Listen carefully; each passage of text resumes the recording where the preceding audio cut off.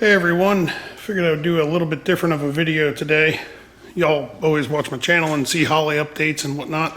So I figured I would answer some questions. I get a lot of messages and emails and whatnot to our business page asking about this car. This is my personal car. So I figured I'd go over a few things. We went to World Cup a couple weekends ago.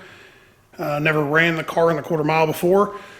So we slapped a different gear in it and figured we would go give it a shot. So it was the last race of the year for us, getting the car ready for Sick Week down in Florida in February. So I got a 2-day break from other jobs in the shop. So I'm now going to rip this whole thing apart.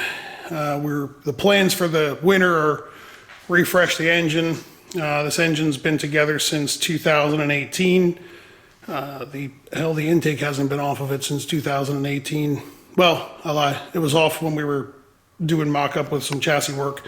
But, it's been problem-free. It's been perfect. The guys at TKM, Kevin Mullins, Eric Scarborough, Sammy Tompkins, they built this thing for me. It's a small block Ford, Blue Thunder 3.6 heads. The block is really old. It's an old aluminum K351 block from Ford, and the heads are Cleveland style canted valve. It's I've got two different turbos for the car. This is a forced inductions 98 millimeter, and we're also dealers for forced inductions. So if you have any questions or interest in upgrading your turbos, hit us up, let us know. But the 98's on it now, and I also have an X275 legal 88. But I kind of wanted to give you all answer a bunch of questions that I get. So this is a street car in every sense of the word. We take this car out for dinner quite a bit. We did a local drag and drive event, which was, kind of got my feet wet and taught me some stuff. And then we also plan on doing Sick Week. And there's another, I think 2 or 3 different drag and drive events coming up for 2022 that we plan on attending with. So some of the questions that I got were, how comfortable is the car riding in? It sucks. Those seats are really, really nice, but it still sucks because it rides like a wagon. Everything on the car is solid. Everything's, mounted solidly in the rear end. So, yes, to answer some of the other questions, for driving around town, or if I'm within maybe 50, 70 miles or something for the day, I just leave the same tire on it. It's a Mickey Thompson Pro Bracket Radial. Seems to work well. They wear well. Haven't had any issues. So actually the last set I had, I gave to a buddy of mine, but I think I had about 500 and something miles on it and about 70 passes. I'm not saying that that's what you should be doing too, but it's worked for me. And yes, if I drive the car around town and I keep it within, like a 50, 70 mile range, I just drive the car on alcohol. So the fuel cell, some of the upgrades for the winter, we're going to be changing the fuel cell up a little bit. I want to put some quick connects on the fuel cell itself for refueling purposes. We've bought a little aluminum trailer to pull behind it. So the way we're going to swap fuels, it'll be easier to do the way I want to do it now. So instead of just, crawling up underneath the car and draining it, I should be able to suck the fuel out of it and then into a tank that's going to be built into the trailer, and then pump the fuel out of the other side of the tank, or just fill it up at a gas station or something. So, and we're going to increase capacity. So I think we're going to shoot for somewhere around 15 gallons, as much as we can fit. So that's another one of the things. We also got to we're going to change the, I had a hitch set up that goes in here, but we're going to get away from that. We're going to do something a little bit different because I don't want to have to pull the parachute off of the car in order to pull the hitch. So that's about the level of lazy I am with this car. So I'm also So with refreshing the engine, I'll get back to that. I'm putting a new set of rods in it. I run Bill Miller aluminum rods. I'm gonna put a new set of valve springs in it, and rings, bearings, and whatnot. It's been flawless, trouble-free. Haven't had any issues at all.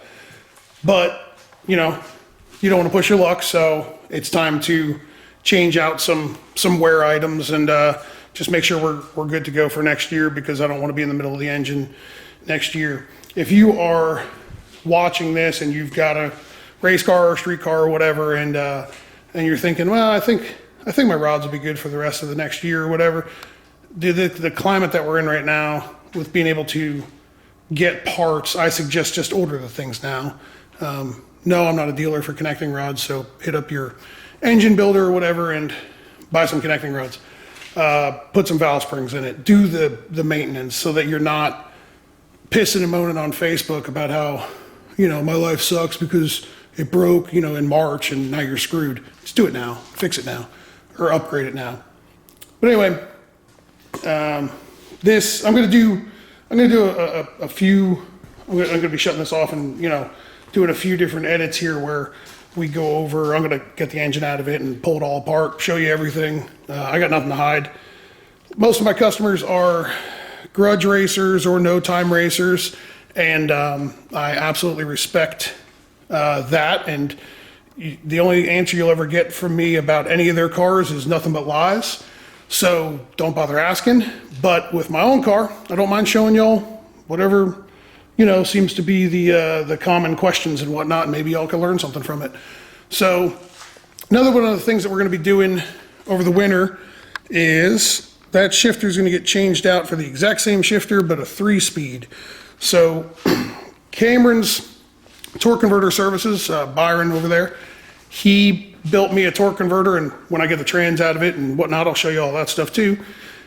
He's built me a torque converter that is amazing. Every single one of his converters that he puts together for, any of our customers have been flawless. So if you know anything about drag racing, in the 8th mile, I've been running a 390 or 389 gear in this car, and I got about a 4-day heads up on going to World Cup.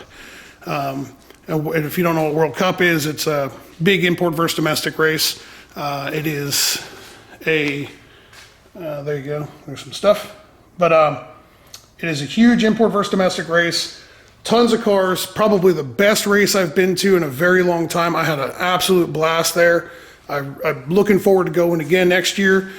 If you go, it's cold, bring sweatshirts, lots of them.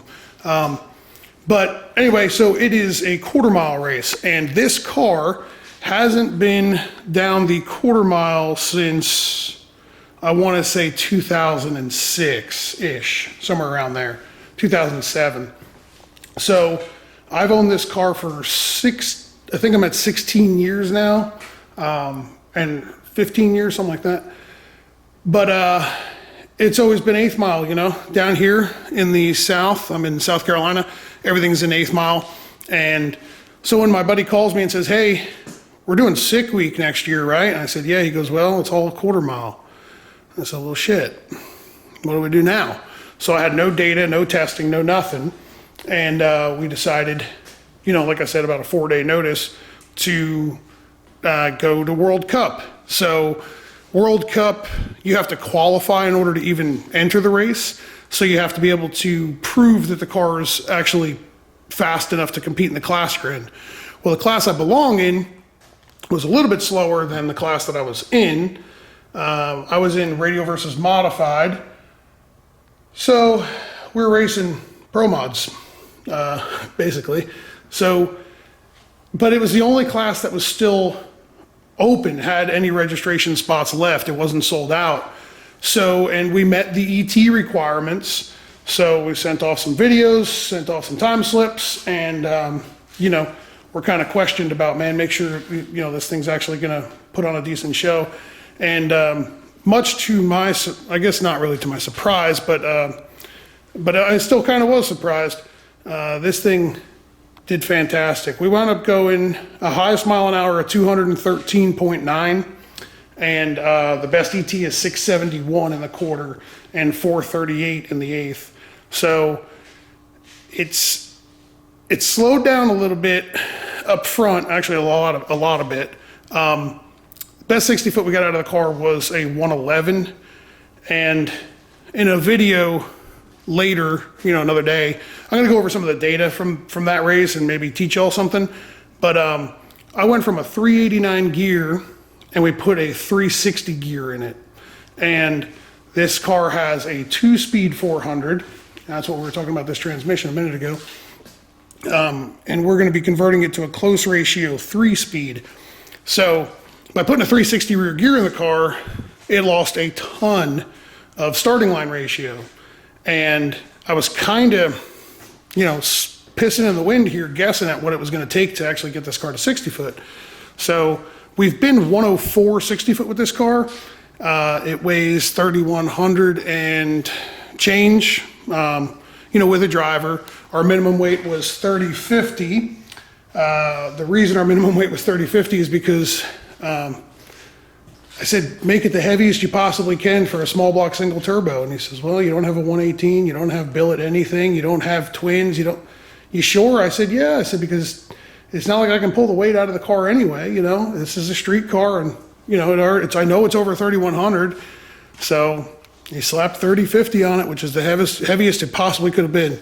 If we were willing to, pull the compressor cover off and take the front end off and do all that kind of stuff at the race, I should have been 2,700, but it didn't matter because I wasn't going to be getting a 2,700 pounds anyway. So, we're putting a close ratio 3-speed together for it, and we are refreshing the engine. Going to keep running the same forced inductions 98, and hope for the best for next year. But I was pleasantly surprised with how well things went at World Cup. Like I said before, best 60 foot we've had with this thing was a 104, I think 104 with an 8.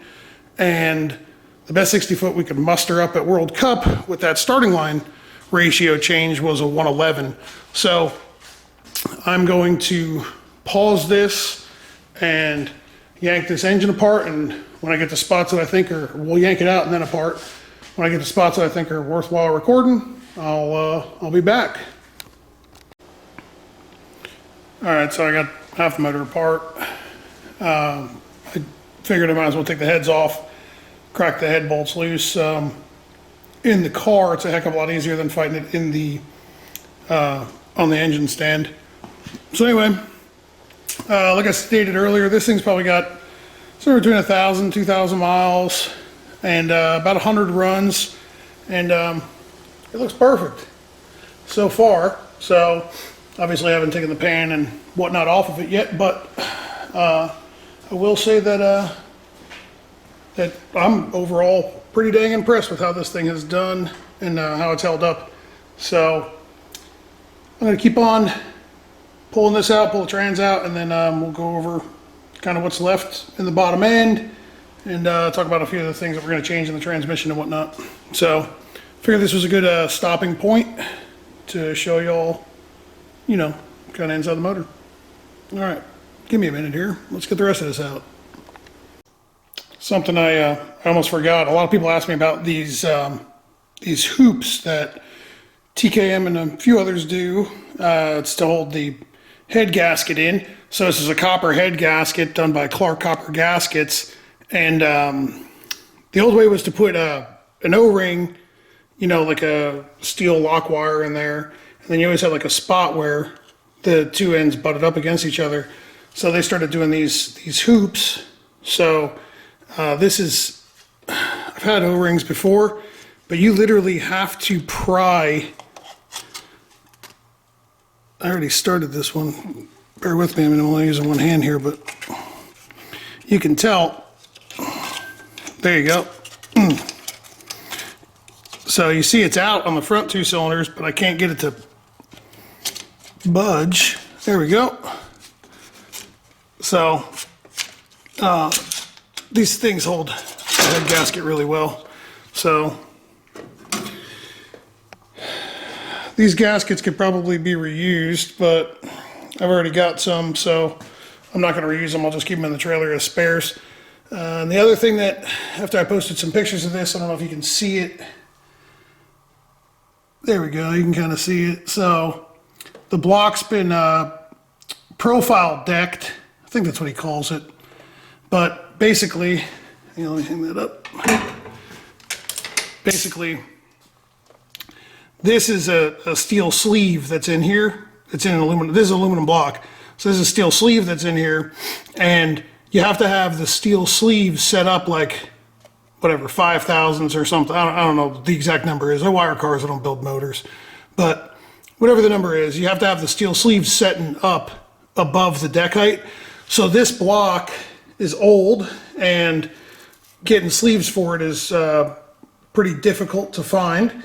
So it was already together, and it was flush. So Kevin went in here and wrote a CNC program and machined this down. So a lot of people asked me, can you feel this? No, you cannot feel it.